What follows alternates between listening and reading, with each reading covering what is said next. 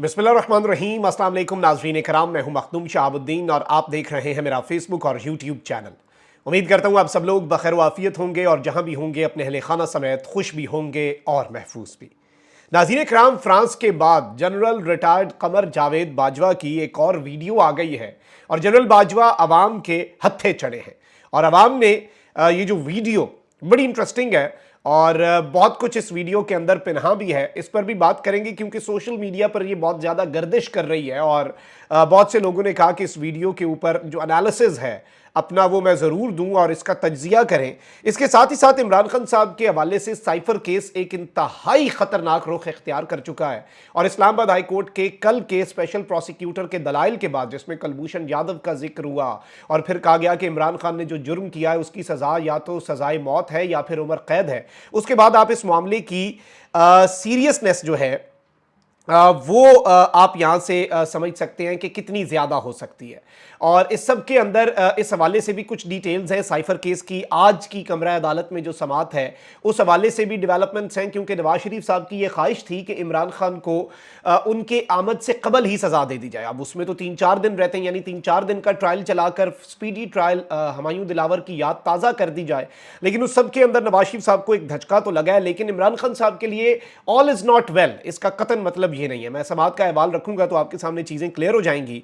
और इसके साथ ही साथ निगरान वजीर जो हैं वो पीटीआई वालों से जा मिले हैं और पीटीआई वालों से राब्ते करना शुरू हो चुके हैं। ये मामला क्या है, ये माजरा क्या है और अंदर खाते चल क्या रहा है। मतलब इससे पहले मोहम्मद अली दुरानी साहब और अब निगरान वज़रा जो हैं उनके राब्तों का आगाज़, ये मामला क्या है, इसे भी डिस्कस कर लेते हैं। अगर अभी तक आपने वीडियो को लाइक नहीं किया तो लाइक और कॉमेंट ज़रूर कर दीजिए, क्योंकि हमारे चैनल्स को रिपोर्ट किया जाता है ताकि हमारी आवाज़ ज़्यादा लोगों तक ना पहुँच सके और इस असर को ज़ाहिर करने के लिए आपके लाइक्स और कॉमेंट्स हमारे लिए बहुत ज़्यादा अहम है।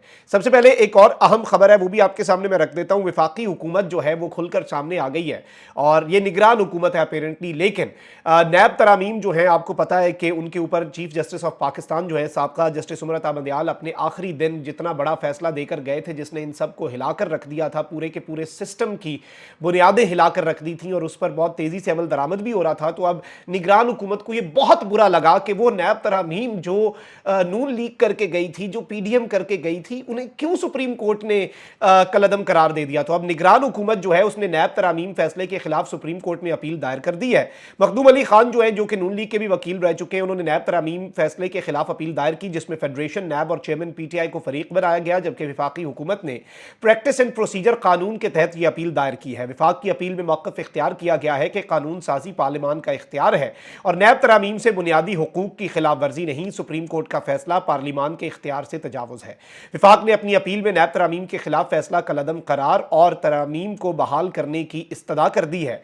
और ये जो एक मूव है इसमें काजी साहब खुलकर सामने आ सकते हैं और काजी साहब का पूरा जो आइंदा आने वाला टेन्योर है वो क्लियर हो जाएगा हमारे लिए अगर तो नैब तर, क्योंकि आप देखें प्रैक्टिस एंड प्रोसीजर के अंदर 10-5 से उन्होंने मंजूर किया, फिर 9-6 हुआ, लेकिन जब 8-7 हुआ उसमें काजी साहब ने वोट दिया। काजी साहब माइनॉरिटी बन गए प्रैक्टिस एंड प्रोसीजर के अंदर, जिसमें नवाज शरीफ साहब को अपील का हक मिलना था। काजी साहब ने वोट किया लेकिन मेजॉरिटी उनके पास नहीं थी।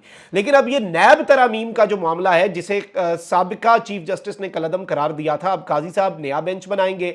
चीफ जस्टिस साहब जा चुके हैं, उनकी जगह कोई आएगा और बेंच को एक्सटेंड किया जाएगा। उस बेंच से बड़ा बेंच बनाना है और उस बेंच की कॉम्पोजिशन क्या होगी, कॉन्स्टिट्यूट किस तरह से किया जाएगा। हम ख्याल बेंचेस ऑलरेडी बन रहे हैं और बड़ा क्लैरिटी के साथ बन रहे हैं।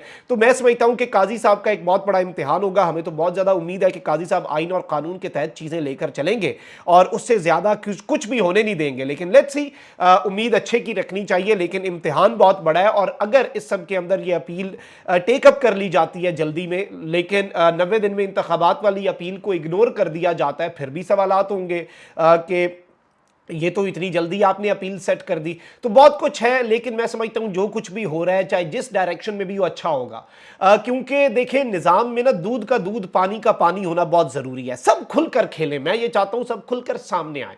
अगर कोई हिजाब में रहकर भी, वैसे तो सब की हकीकत अवाम पर आश्कार हो चुकी है, कौन कितने पानी में है, कौन किस इदारे में बैठा, कौन सा शख्स जो है वो कहां पर खड़ा है, सब कुछ अवाम को पता है। लेकिन ज़ाती तौर पर मेरी ख्वाहिश है कि एक ओपन फैक्ट बन जाए, ये सीक्रेट ना रहे, एक ओपन सीक्रेट ना रहे और ये एक एस्टैब्लिश फैक्ट बन जाए और हर बंदा जो है वो खुल के आए ना, खुल के खेले मुल्क के अंदर और सब अपनी अपनी पोजीशन क्लियर करके खेले ताकि मजा भी आए गेम का। اب ذرا آ جاتے ہیں ناظرین کرام ایک اور اہم خبر پر، اور سائفر کیس کی جو سماعت ہے، ایک جانب تو آپ کو پتا ہے کہ کل عمران خان صاحب جو ہیں ان کے حوالے سے ہائی کورٹ میں، اسلام آباد ہائی کورٹ میں عمران خان کی ضمانت اور اخراج مقدمہ کی درخواستوں پر فیصلہ محفوظ ہوا تھا۔ عدالت میں ایف آئی اے کے اسپیشل پروسیکیوٹر نے کل جو دلائل دیے تھے وہ بھی آپ کے سامنے ہیں، جو بہت ڈیٹیل میں عمران خان صاحب کے خلاف پورا منصوبہ اور پورا کیس جو ہے اس کے خد و خال رکھے گئے تھے۔ تو آج یہ جو خصوصی عدالت ہے اس کی سماعت ہوئی ہے۔ اسلام آباد ہائی کورٹ کا فیصلہ تو محفوظ ہے۔ سائفر کیس میں chairman P T I Imran Khan اور شاہ محمود قریشی پر آج فرد جرم عائد ہونا تھی، لیکن یہ فرد جرم آج عائد نہیں ہو سکی۔ خصوصی عدالت کے جج نے اڈیالہ جیل میں سائفر کیس کی سماعت کی، جس میں عدالت نے گزشتہ سماعت پر فرد جرم عائد کرنے کے لیے آج کی تاریخ مقرر کر رکھی تھی۔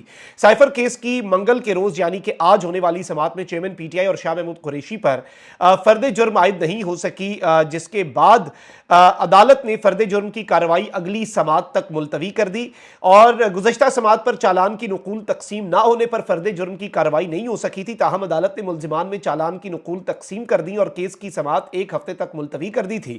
اب یہاں پر میں آپ کو یہ بتا دوں، کیونکہ یہ ان کیمرہ سماعت ہوتی ہے، اس کی چیزیں باقی خد و خال تو سامنے نہیں آ سکتے، لیکن وکلا باہر آ کر گفتگو ضرور کرتے ہیں۔ اڈیالہ جیل کے باہر میڈیا سے گفتگو میں عمران خان کے وکیل شیر افضل مروت نے کہا کہ عدالت کو بتایا کہ بغیر چالان نقول فرد جرم عائد نہیں ہو سکی۔ انہوں نے کہا کہ چیئرمین پی ٹی آئی کو پنجرہ نما کمرے میں رکھا گیا ہے، ان کے حقوق کی خلاف ورزی ہو رہی ہے، انہیں 9 مئی واقعات میں پھنسانے کی کوشش ہو رہی ہے، 22 افراد کے ذریعے بیان حلفی لیے گئے، چیئرمین پی ٹی آئی کے ملٹری کورٹ ٹرائل کی کوشش کی جا رہی ہے، ہم جیل میں سماعت کو دوبارہ عدالت میں چیلنج کرنے جا رہے ہیں۔ ایف آئی اے کے اسپیشل پروسیکیوٹر نے بھی گفتگو کی، اور انہوں نے شاہ خاور نے کہا کہ ملزمان کے وکلا نے اعتراض اٹھایا کہ چالان کی نقول نہیں دی گئی۔ انہوں نے بتایا کہ اب پیر 23 اکتوبر کو فرد جرم کی کارروائی کی سماعت ہوگی، 23 اکتوبر کو چارج فریم ہوگا، فرد جرم عائد ہوگی، جس کے بعد سائفر کا باضابطہ طور پر عمران خان صاحب کا ٹرائل جو ہے وہ شروع کر دیا جائے گا۔ اچھا، وہیں دوسری جانب ذرائع کے مطابق جج ابو الاسناد ذوالقرنین کے احکامات پر جیل سپرنٹینڈنٹ نے عمل درآمد کرتے ہوئے چیئرمین عمران خان کا سیل جو ہے وہ 35 فٹ سے تقریباً 60 فٹ تک بڑھا دیا ہے۔ عمران خان صاحب کے سیل کے اندر توسیع کی گئی ہے۔ چیئرمین پی ٹی آئی نے دوران سماعت جج سے گھر کے کھانے اور ورزش کے لیے سائیکل فراہمی کی مزید 2 درخواستیں کی۔ دوران سماعت جج نے چیئرمین پی ٹی آئی سے مکالمہ کرتے ہوئے کہا کہ جیل میں کھانا فراہمی کی ذمہ داری جیل حکام کی ہے۔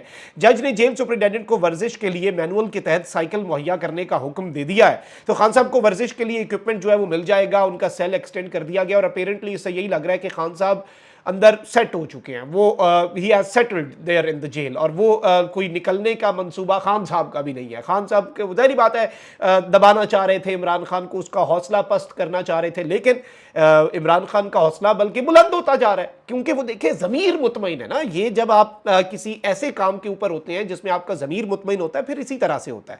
اچھا، اب ایک جانب تو یہ سب کچھ ہو رہا ہے اور یہ ساری کی ساری چیزیں جو ہیں یہ بڑی اہم ہیں، تو وہیں دوسری جانب کچھ اور بڑی انٹرسٹنگ ڈیولپمنٹس بھی ہیں جو آپ کے سامنے رکھنی ہے۔ ایک جانب تو ناظرین کرام یہ خبر آئی ہے ہمارے پاس، باجوہ صاحب کی ویڈیو پر آتے ہیں، کہ اس وقت نگران حکومت کے اہم وزراء نے سیاسی ماحول کو انتخابات کے لیے سازگار بنانے کے لیے تحریک انصاف کے رہنماؤں سے رابطہ کر لیا ہے۔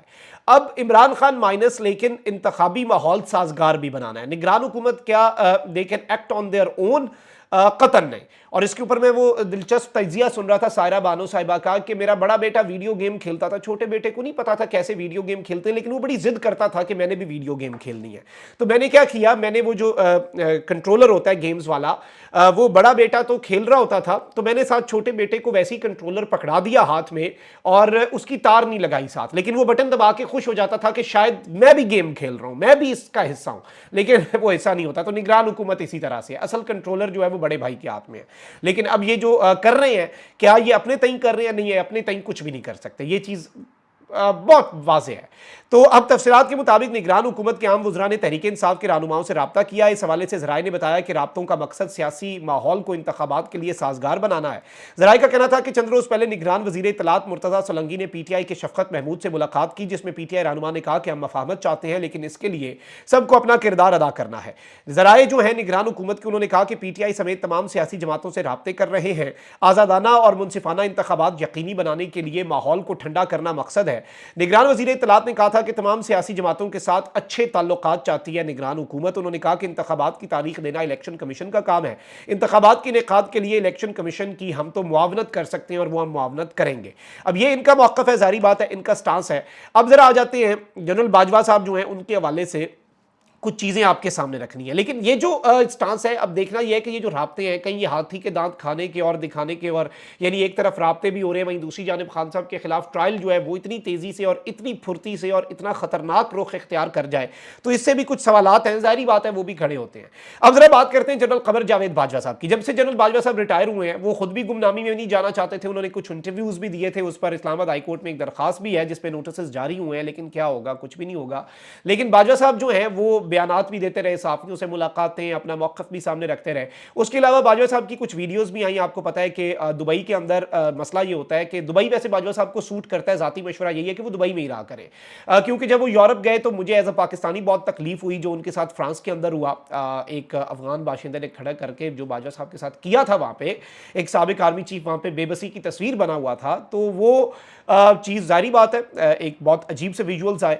बाजवा साहब, दुबई और गल्फ़ का एक फ़ायदा ये है, और गल्फ़ के अंदर सबसे बड़ी बात यह है कि वो वाली आज़ादी जो यूरोप में है, फ्रीडम ऑफ एक्सप्रेशन, वो नहीं है।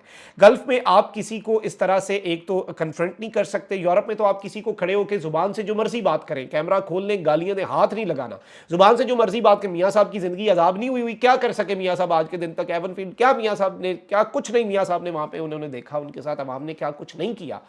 तो यूरोप और यूके और वेस्ट जो है उसका तो यही होता है। मिडल ईस्ट जो है, मशरिक़ वस्ता जो है, या फिर अरब कंट्रीज़ जो हैं, गल्फ़ जो है, उसमें ज़ाहिर बात है कि आप एहतजाज भी नहीं कर सकते, इकट्ठे भी नहीं हो सकते, आप किसी शख्स की बगैर इजाज़त इस तरह से जैसे वो वीडियो जो है आप उसे ट्रेस करते हुए नहीं बना सकते। बाजवा साहब की दुबई की एक और इससे पहले वीडियो आई थी बहुत पहले, जिसमें वो एक इशारे पे रुके हुए थे, और वो पेडेस्ट्रियंस के लिए होता है, पैदल चलने वाले लोगों के लिए भी सड़क को क्रॉस करने के लिए इशारा होता है। पाकिस्तान में तो नहीं होते, लेकिन वहाँ पे होता है और उसे फॉलो भी करना पड़ता है। तो वो भी बहुत से लोगों ने कहा कि पाकिस्तान के कानून से ज़्यादा वक़्त दुबई के एक इशारे की है, आइन से ज़्यादा वक़्त एक इशारे की है।